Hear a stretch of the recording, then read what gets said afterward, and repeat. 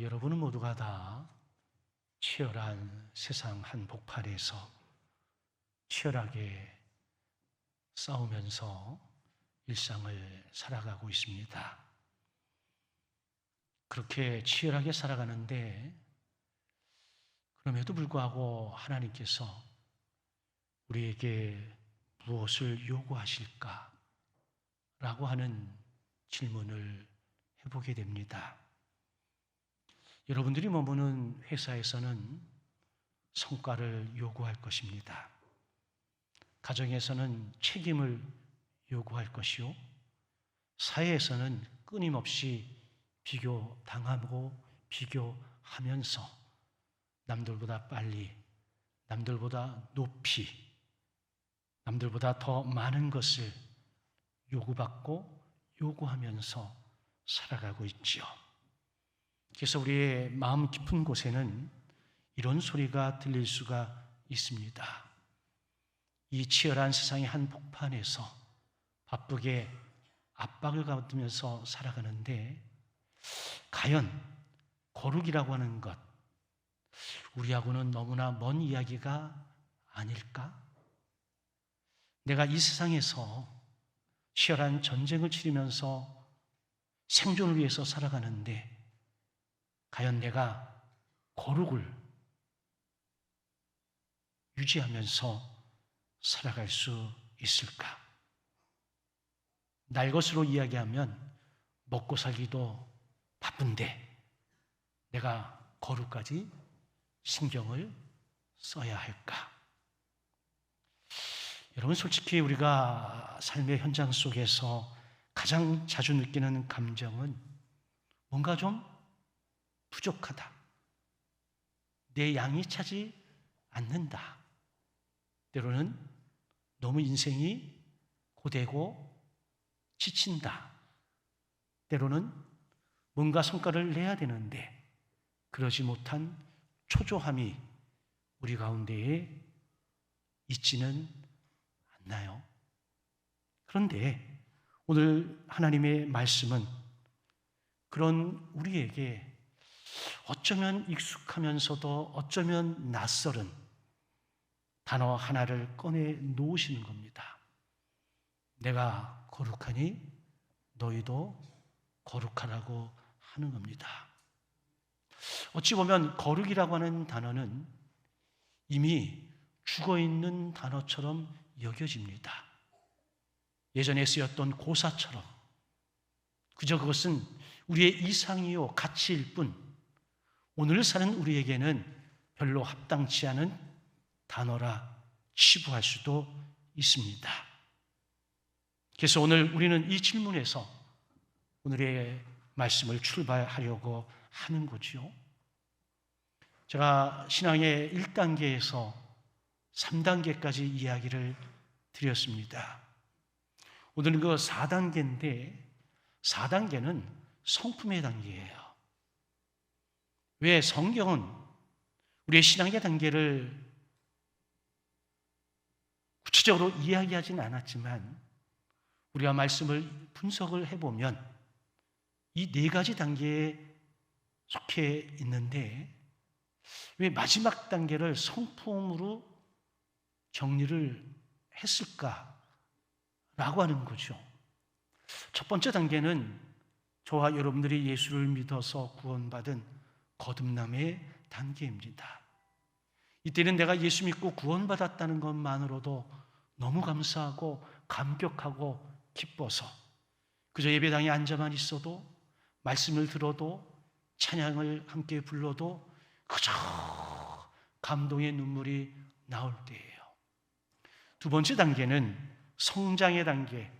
이때는 하나님의 말씀, 하나님의 은혜, 이거로 우리의 영혼이 살찌워지는 단계가 되지요. 세 번째 단계는 그 받은 은혜를 내 삶의 현장 속에 흘려보내고 나누면서 살아가는 사역과 일꾼, 봉사의 단계입니다.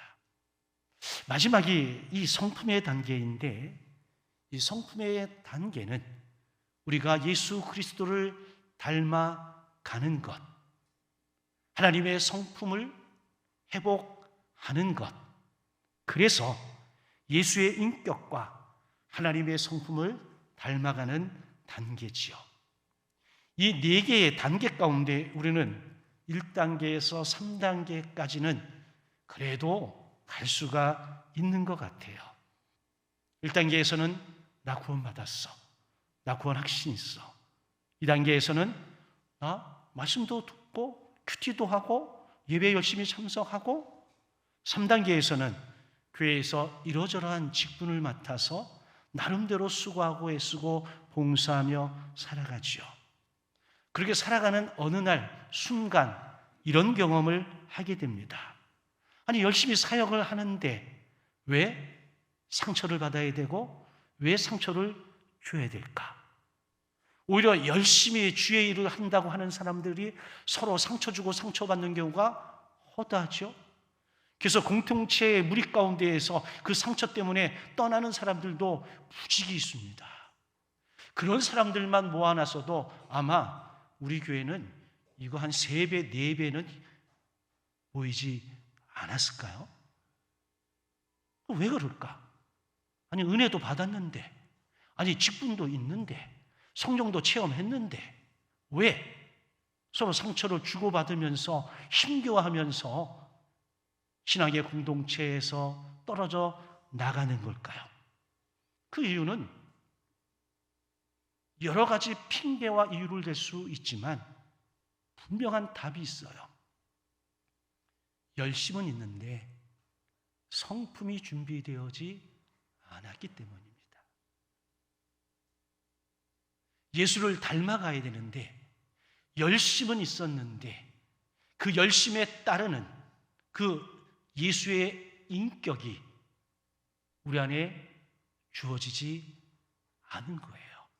반대로 예수의 성품을 가지고 하나님이 주시는 놀라운 은혜를 경험하면서 거기에서 뿜어져 나오는 은혜, 긍휼을 흘려 보냈다면 많은 부분에 있어서 서로 상처 주고 상처받는 것은 없었을 거예요.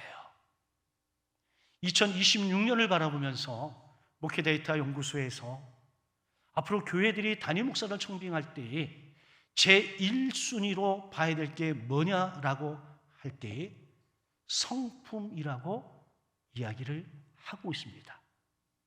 한국교회 많은 지도자와 성도들에게 질문한 겁니다. 질문에서 나온 결과물이에요. 예전에는 성품이 좋다는 얘기는 한 4번, 5번 정도가 있었습니다. 말씀이 좋아야 된다. 스펙이 좋아야 된다. 박사 학위가 있어야 된다. 뭐 어마무시한.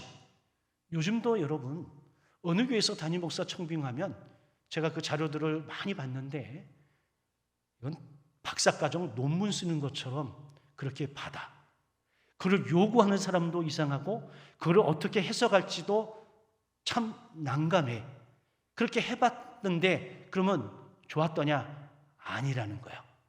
막상 함께 공동체에 어우러서 살아보니 결국은 문제가 되고 부딪히는 부분이 어디에 있더라는 거예요? 성품에 있더라 하는 거예요. 우리는 종교적인 열심을 앞세웠을지 모르겠습니다. 그러나 정작 하나님이 원하시는 것은 우리의 열심, 우리의 공로, 우리의 업적 이게 아니라 하나님과 나 사이에서의 관계였던 것을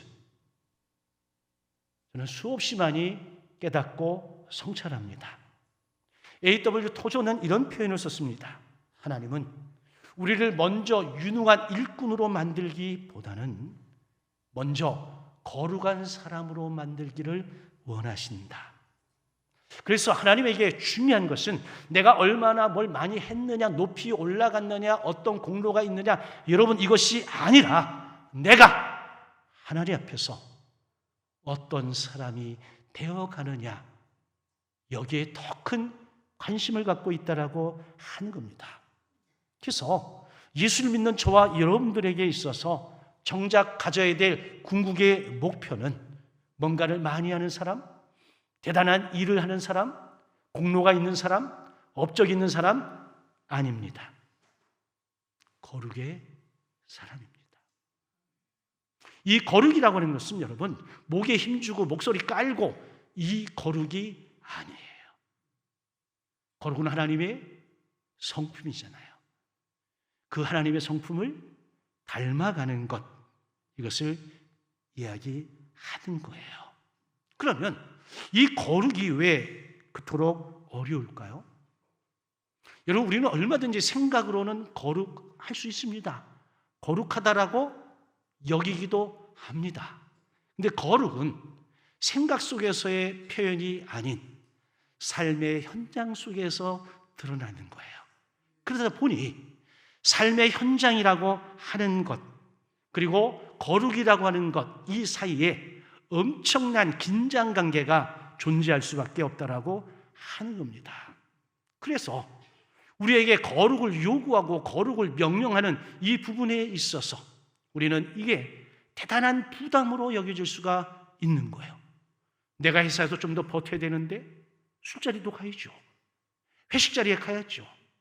거기에 빠지면 당장 찍히는데 정직하게 하면 손해보는 것 같기 때문에 약간의 유도리라고 하는 표현과 융통성이라고 하는 표현으로 어느 정도는 해야 먹고 살 것 아닌가? 관계 속에서도 내 감정을 꼭 참고 인내해야 그래도 살 수 있는 것 아닌가? 온유하고 겸손하게 대하기가 너무 어려워요.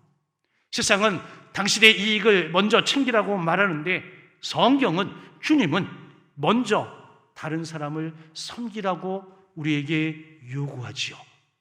하나님의 말씀, 거룩, 이 세상의 현실, 이 관계 속에서 엄청난 긴장이 우리에게 존재한다라고 하는 겁니다. 그래서 혹자는 이렇게 이야기할 수 있겠죠.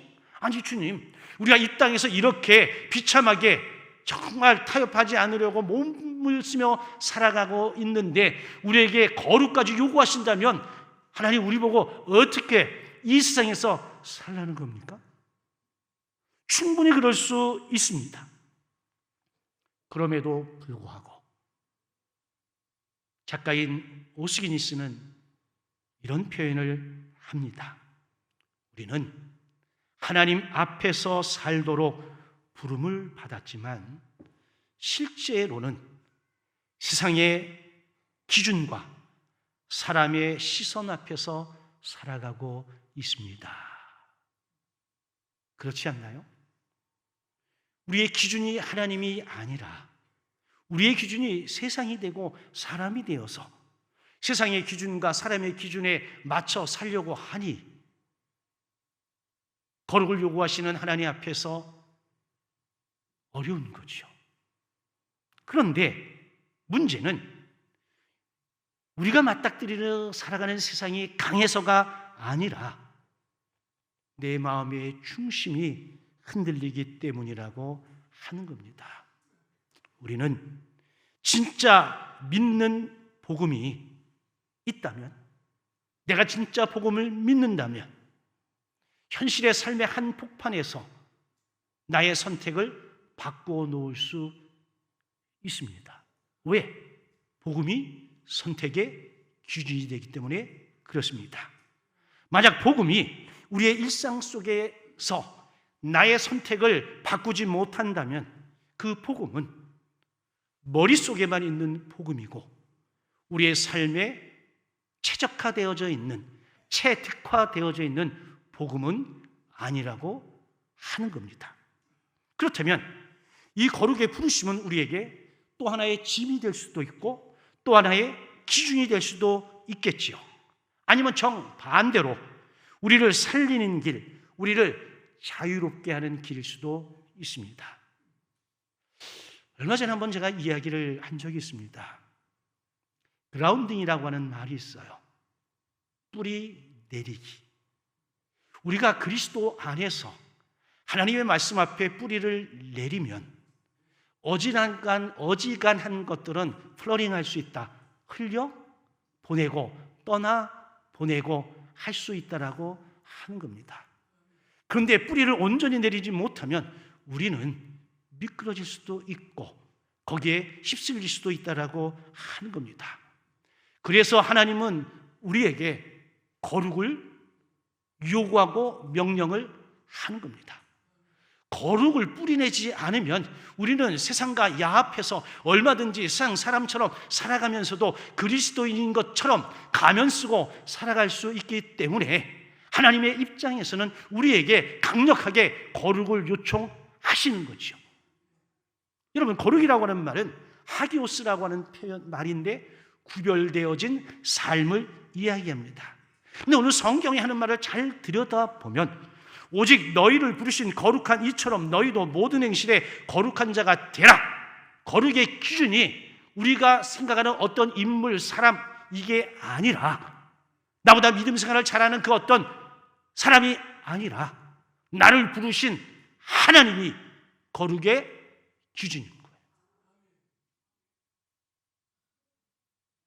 여러분, 이 거룩은 세상과 완전히 단절된 은둔의 삶을 사십시오 이렇게 말하는 게 아닙니다. 세상과 다르게 반응하는 삶을 사는 것, 이게 거룩이에요.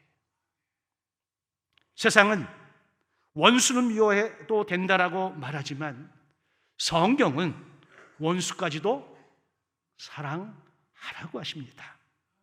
세상은 모든 수단과 요령을 동원해서라도 반드시 이기라고 말할 때 주님은 정직과 진실을 지키라고 말씀하십니다.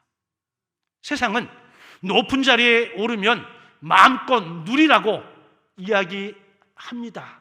그래서 사람들이 완장만차면 그 자리에 오르면 갑질이라는 것을 눈 깜짝 안 하고 하지요.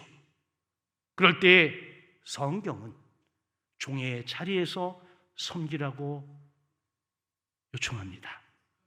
그래서 거룩은 표정을 굳히고 텔레비전 안 보고 세상과 다 끊고 사는 것, 이게 아니라 그건 거룩을 흉내내는 것일 뿐이에요.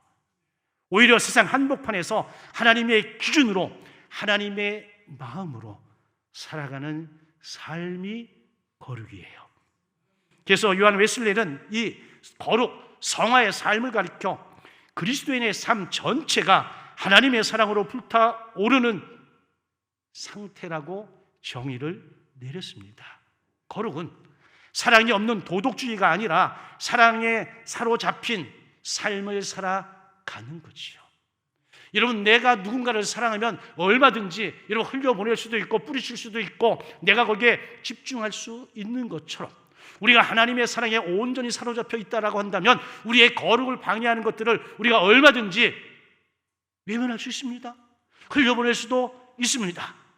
그리고 예수 그리스도만을 뿌리로 내려서 삶의 중심을 잡고 믿음으로 말씀을 순종하며 살아갈 수 있습니다. 그래서 오늘 성경은 우리의 거룩의 목표를 뭐라고 표현하냐? 신의 성품에 참여하라고 말합니다. 여기에 신은 예수 그리스도요 하나님이십니다. 베드로전서 1장 15절 오직 너희를 부르신 거룩한 이처럼, 베드로서 1장 14절에서는 신의 성품에 참여하는 자가 되게 하려 하셨나니 이렇게 이야기해요.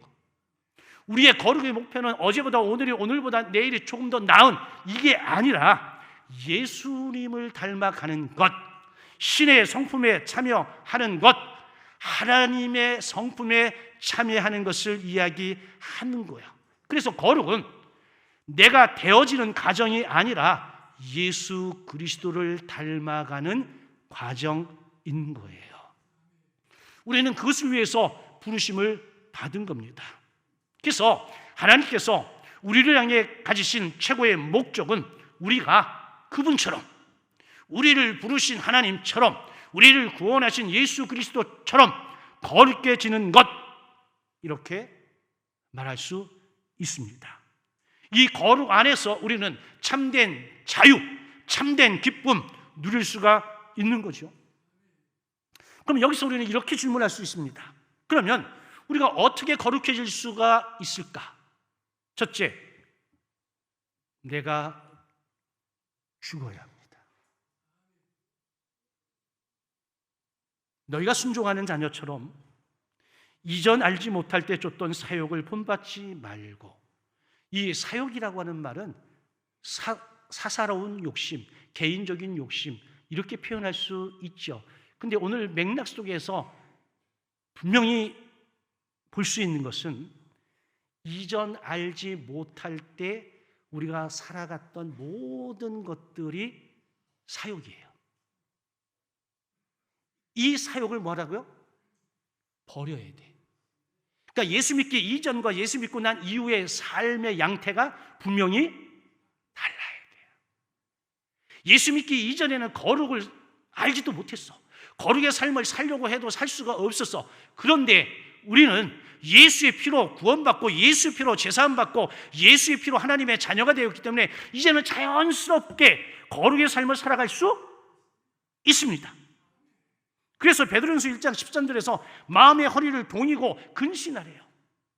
이제 허리띠 졸라 매고 내가 예수의 사람으로 하나님의 사람으로 살아가겠다라고 결의하고 결단하고 배에 힘 딱 주고 전쟁을 치르는 것처럼 해야 된다는 거예요. 그리고 근신이라고 하는 말은 술에 취하지 않은 온전한 상태를 이야기하는 거예요. 사람들은 술 취해서 실수하고 잘못한 것을 다 술 취했기 때문이라고 이야기합니다. 그래서 우리나라 법도 아마 만취 중에 그러면 이게 창작해 주는 게 있는 것으로 알고 있는데 아니죠. 오히려 더 중한 책임을 물어야 되는 것 아닌가요? 그런데 우리가 술 취하지 않은 상태가 되어지려면 우리는 날마다 하나님을 기억하고 그 하나님을 바라보면서 믿음의 삶을 살아내야 되는 거죠. 바울은 그래서 고린도서 9장 27절에서 내가 내 몸을 쳐 복종하게 한다라고 하는 표현을 했고, 갈라디아서 2장 20절에서는 내가 그리스도와 함께 십자가에 못 박혔다라고 이야기를 하고 있죠. 이 문장들을 한마디로 표현하면 내가 죽었다는 거예요. 그래서 사도 바울은 나는 날마다 죽노라. 아멘입니까? 제가 지난주에 얘기했죠. 내 삶의 언어, 내 삶의 주어가 내가 아닌 하나님이 되실 때에 우리는 비로소 죽을 수 있어요.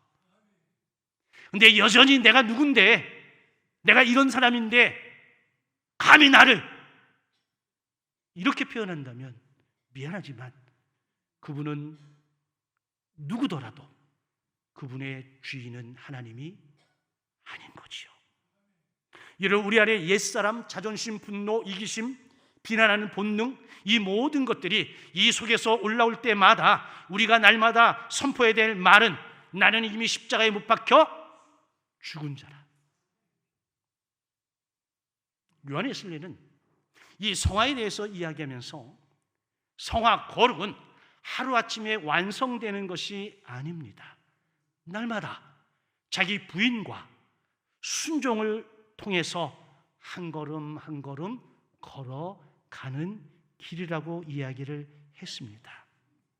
거룩은 내 감정을 다 쏟아내면서도 나는 거룩해요라고 주장하는 이 주장이 아니라 그 감정마저도 다 주님 앞에 내려놓고 하나님 말씀 앞에 겸손히 순종을 선택하는 것, 이게 거룩입니다.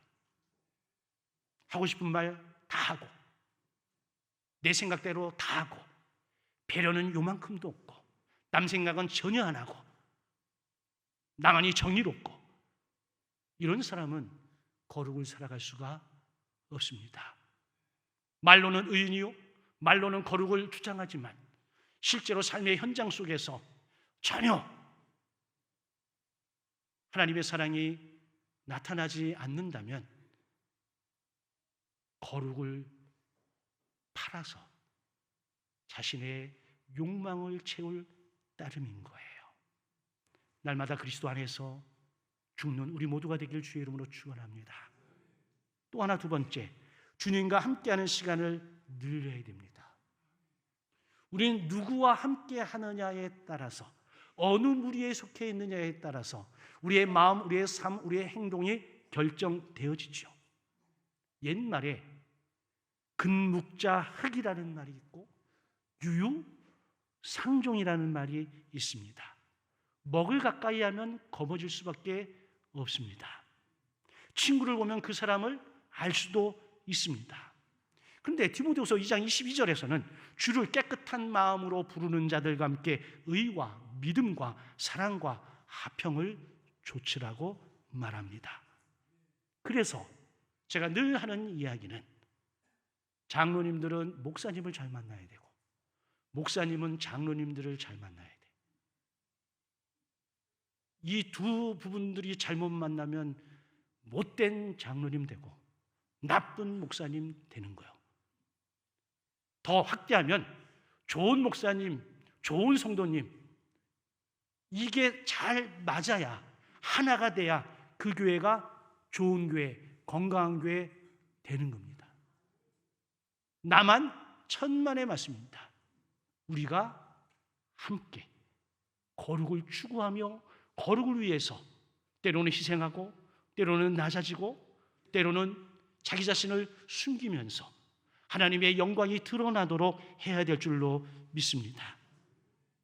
이번 한 주간 필리핀 한인 목회자 협의회의 목회자 부부를 섬기고 돌아왔습니다. 가는 길에 아내하고 그랬습니다. 이번이 마지막이야. 이제 안 갈 거야. 왜? 가는 길이 너무 힘들어. 조금 거짓말을 못하면 죽을 것 같아. 아직까지도 피로가 풀리지 않았습니다. 링거를 맞았음에도 불구하고. 그런데 그 예배당에 모인 목사님, 사모님들이, 선교사님들이 찬양하고 기도하는데 제 마음이 무너졌어요. 내가 배불렀구나. 내가 그런 생각을 했다니. 제가 후회하면서 눈물을 흘리며 저도 기도했습니다. 회에 선교지에 갈 때마다 제가 경험하는 것은 내가 그들을 격려하고 섬기기 위해서 갔는데 오히려 누가 제가 모든 은혜는 다 받고 오는 것 같아요. 그래서 제가 제 속으로 취소했습니다. 경건한 사람들과 함께 하는 것만으로도 여러분 은혜더라니까요.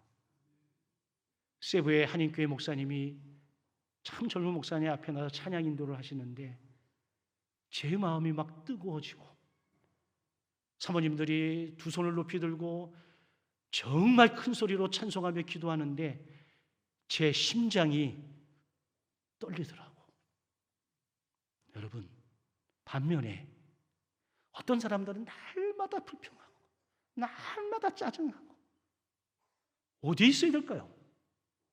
누구와 함께 해야 될까요? 여러분, 내가 함께 함으로 인해서 내가 은혜가 되는 사람에게 있기를 주의 이름으로 축원합니다. 은혜 받아갔는데 불평하고 원망하고 짜증내요. 그래서 은혜를 다 쏟아버린다. 여러분, 그런 분과 사귀지 마세요. 내 인생에, 내 삶에, 내 영혼에 요만큼도 도움이 안 되잖아요. 그렇다면 완전히 거룩하신 주님과 함께하는 시간이 늘어난다면 우리는 얼마나 많이 변화되어지고 성숙되어질까요? A.W. 토저가 매력의 하나님, 놀라운 매력의 하나님이라는 표현을 쓰면서 이런 말을 했어요. 우리가 하나님을 더 많이 바라볼수록 우리는 그분을 더 사랑하게 되고 우리가 그분을 더 사랑할수록 우리는 그분을 더 닮아가게 됩니다. 여러분, 사랑하면 후속에 사랑하면 닮는 데잖아요. 여러분, 예수를 닮아가시기를 주의 이름으로 축원합니다. 그래서 거룩은 먼저 하나님을 바라보는 것으로부터 시작이 되는 거예요. 거룩은 내가 만들어내는 것이 아닙니다. 하나님이 빚어가시는 하나님의 은혜입니다.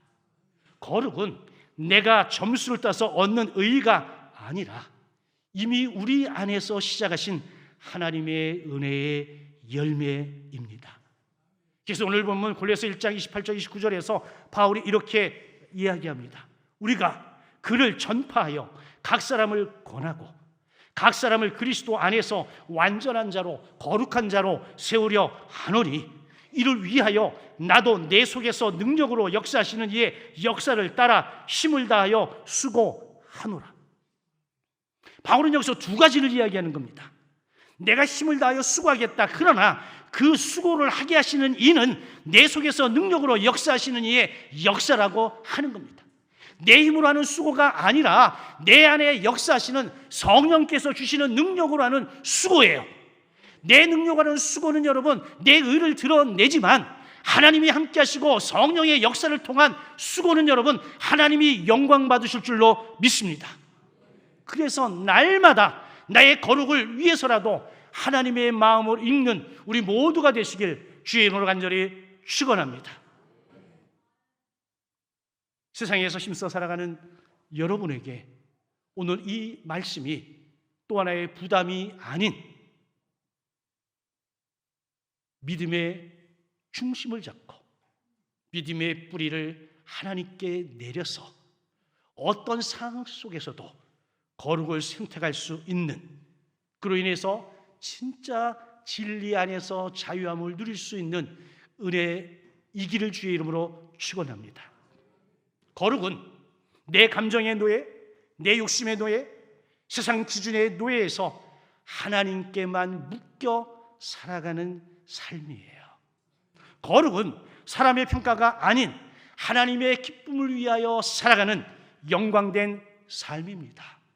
거룩은 내 힘으로 버티고 견디는 것이 아니라 성령이 나의 속사람을 새롭게 하시는 은혜의 삶이며 징표인 것이죠. 그래서 복음은 우리를 조금 더 낮게 만들지만 동시에 더 담대하게 만듭니다. 마찬가지로 거룩을 추구하는 삶은 우리의 자아를 한없이 낮추지만 동시에 하나님 앞에서 우리를 가장 강하게 가장 아름답게 세워줍니다. 그래서 제가 여러분들에게 말씀하죠. 성도의 가장 큰 무기, 저 세상을 향한 믿는 자의 가장 큰 무기, 거룩입니다. 거룩하지 않으면 세상을 향해서 한마디도 할 수 없습니다. 세상을 향해서 어떤 요구도 할 수 없습니다. 그러나 내가 그리스도 안에서 하나님 앞에서 내가 거룩의 삶을 하나님의 은혜로 살아갈 수 있으면 우리는 저 세상을 향해서 담대하게 선포할 수 있습니다. 예수님이 승리하신 이 세상, 우리도 승리할 수 있습니다. 내가 거룩하니 너희도 거룩하라고 하신 이 주님의 궁극의 명령을 쫓아서 어떠한 선택의 순간에라도 하나님의 기준, 거룩을 선택하며 살아가는 저와 여러분 되어지길 주님의 이름으로 간절히 축원합니다. 아멘.